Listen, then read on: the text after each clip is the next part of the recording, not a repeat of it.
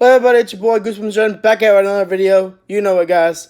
So today I'm bringing you a small, you can say short story about my childhood and being in school, and then something else about that I got to witness when I was in school. So if you remember when I was talking about Robert Hansen in our class, on his live stream vids, on our Q&As, we were talking about our junior high days and elementary school days. So I think this was in junior high, I think. But one of the things we did in our music class, which we had like every 2 days, every twice a week or something like that.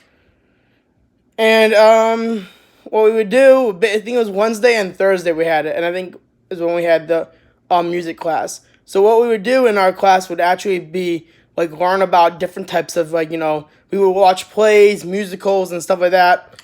Also, another thing we did once is we basically had to make a like an ad for the Chicago Awards Fair on that was we each got assigned an item that was showed in the 1890, I think it was 91.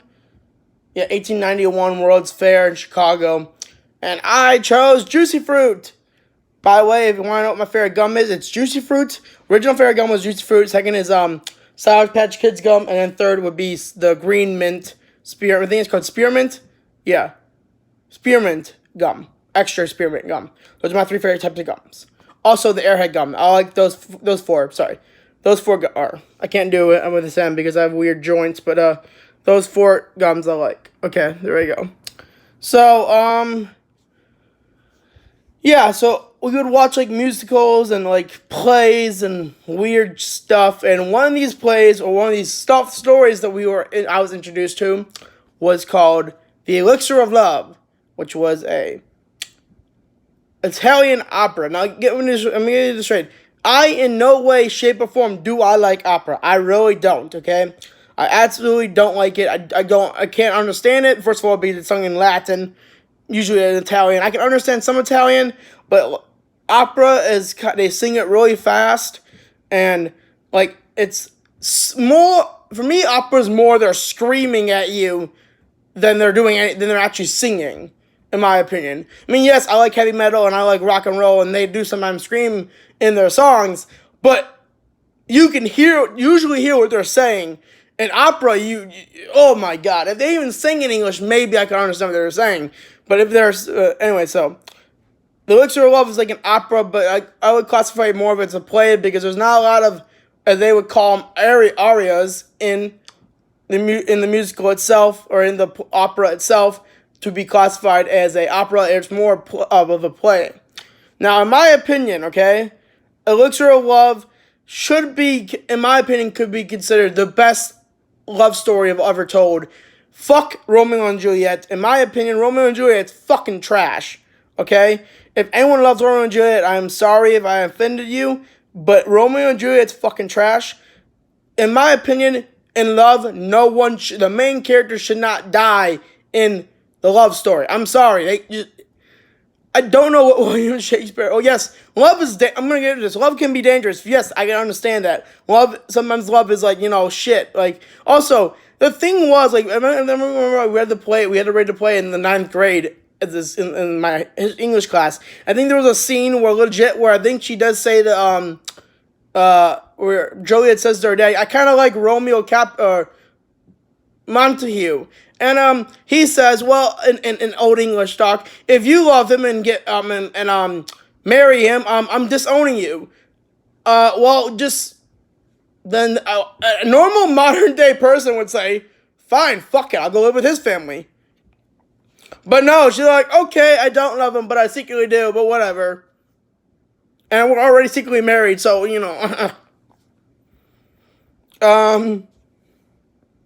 Also, yeah, I combed my hair today for some reason. I just felt like combing my hair.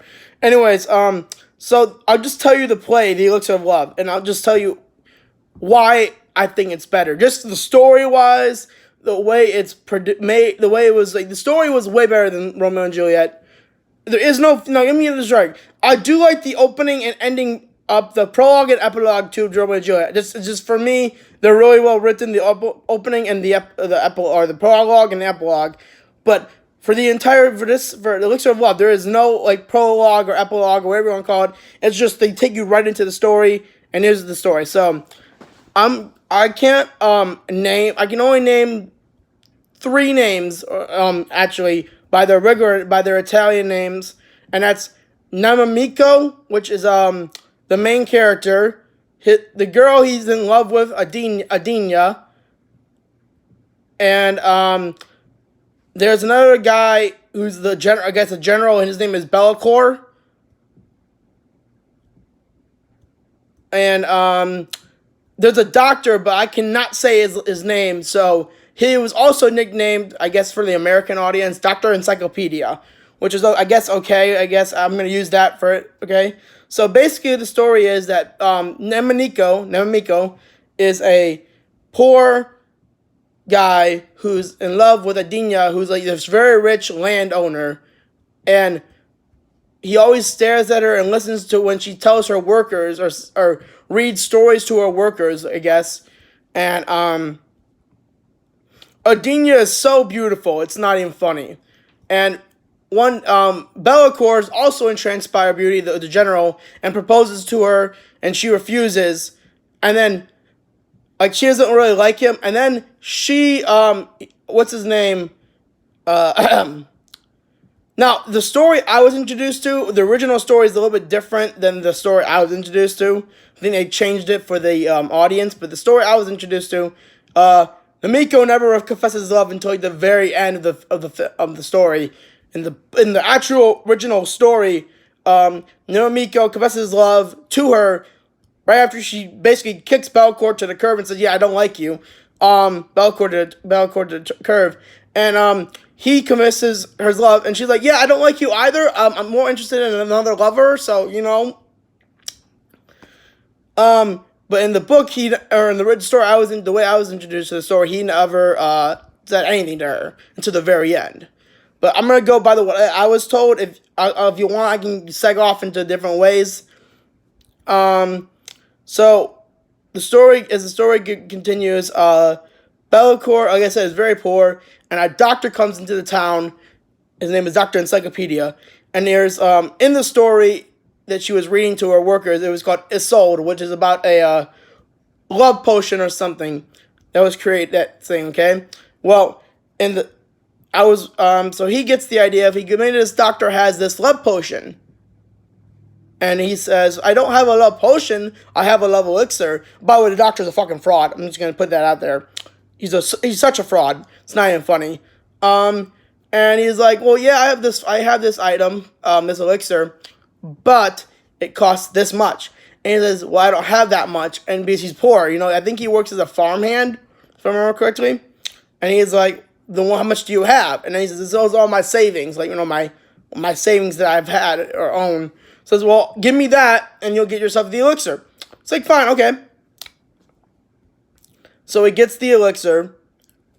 Now, the way I was introduced to the story was a lot shorter than the actual opera was. But I'm just gonna give you this like the full story. I guess you could have the story. So in the original opera, he gets another love potion because the first one technically didn't work, and because it was fake. It was not even a love potion. It's just cheap wine that he ends up getting drunk on and make a fool of himself in front of Adina, pissing Adina off and causing him cheat when accepting another proposal for Bellicor to be married to him in 6 days, and then he finds out later that he has to ship out with his men the next day, so she'll marry him before he leaves. Okay, but back to the way I was told. So he sits in he gets he goes to Adina, and before that in the other story the Dr. Encyclopedia tells him that the potion or the elixir takes 24 hours to take effect, so that when he gets that really the reason why he tells him this, so when he's able to get long gone when he realized that he's been gypped out of his money. Namiko, sorry. And that's why Dr. Encyclopedia says it's 24 hours, so he can leave the town and be long gone before Namiko realizes, yeah, I just got gypped for fake for a fake potion or elixir, and instead I got drunk because it's cheap wine. Anyways, now Miko is so now Miko goes to Adina and like tries to impress her, and he's kind of sad that it doesn't work after the 24 hours. So he goes back to where he sleeps. By the way, this guy sleeps. I feel so bad for him. He's not offered a bed. He sleeps in the person he works for's barn house on hay, which is so sad in my opinion.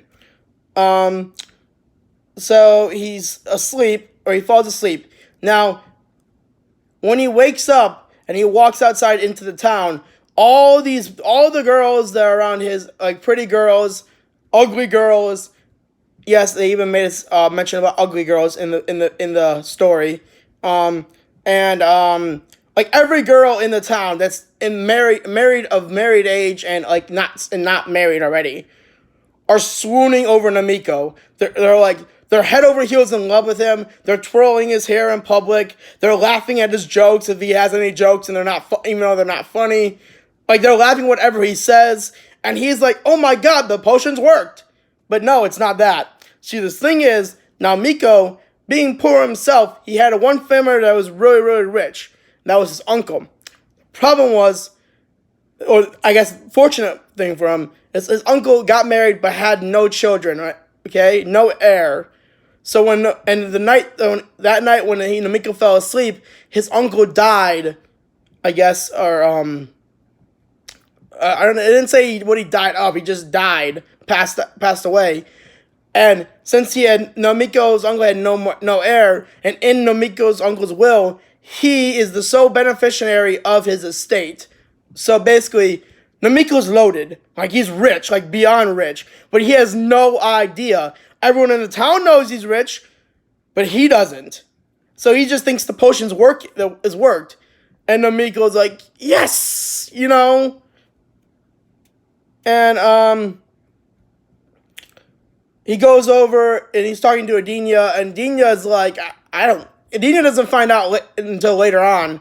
Anyways, but in the way I was introduced to the story, when finally Namiko just says, "I love you," in the original story, the one I was introduced to, she's like, "Oh, I've always loved you. I was afraid to tell you that because of your status of being poor and I was being rich, and I didn't think you would love me, because I was a rich person, and you're poor, and you would have thought I was snobby or something." And he's like, "No, I don't think you're snobby. I actually love you, like legit love you." And she's like, "Well, I love you too. I've always loved you." And then, in the way I remember hear the story, Bellicor says, "Okay, yeah, we're gonna fight to the death." And finally, it's up to Adina. If Namiko does not want to fight, but Adina breaks up the fight, and then he gets Bellicor pays, I guess, or no, Namiko pays Bellicor to leave him alone or something like that, and then that was it. But in the original play, or the original story, Bellicor's like when he finds out Namiko's in love with her, but when Namiko and Adina confess their love to each other finally, he says, plenty of women out there, and there's always plenty more women, and then just walks away. I think it was anticlimactic, if you ask me, but whatever.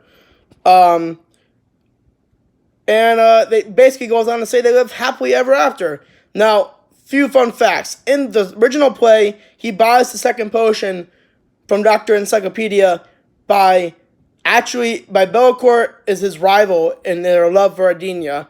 So Bellicor basically says to Namiko, you could join the army and get paid as soon as you join, you get paid.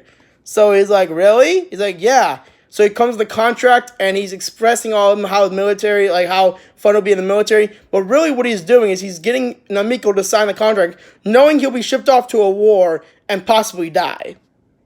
So in a way, he's getting rid of Namiko, so he doesn't have a rival for Adina's affections. Pretty sinister if you ask me, but whatever. And he ends up buying the second potion, and that's where everything happens. But no.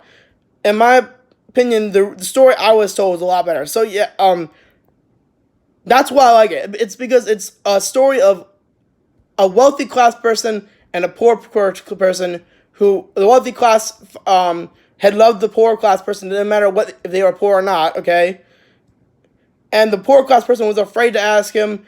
Also, because she was afraid, they were both afraid of to tell each other how they would feel because of their class and social status in the hierarchy of their society. He was poor, she was rich, and and now in the end, they're both at the same level. They're both rich. Actually, I think in the story I was told, became more richer than she was in the fact. And I love how I just cracked up every time we saw that after we watched the opera, you could say, but the play version of the opera that's not aria, that had no music in it, and I cracked up every time when after his dad or his uncle dies, just for the low key for the just how clueless he was, and like all these girls were joking with him and having fun, and he really thinks this potion was worked, but it didn't. It was fucking cheap wine. That's it for this video, guys. Like, comment, subscribe if you've done so already. I will see you in the next video. Most likely tomorrow, I am doing a review on none other than Beetlejuice, the musical. Yay! Now, granted, I have not seen the musical itself. I have not watched it. I watched the first act on like a bootleg thing, and it's really good musical, actually. But I am watching. I have bought the soundtrack on iTunes, and I'm currently listening to it now. We'll come back with that video either tomorrow, if I finish it earlier than that, later today. Like, comment, subscribe, guys, and I will see you in the next video. See you later, guys. Peace. Goosebumps is out.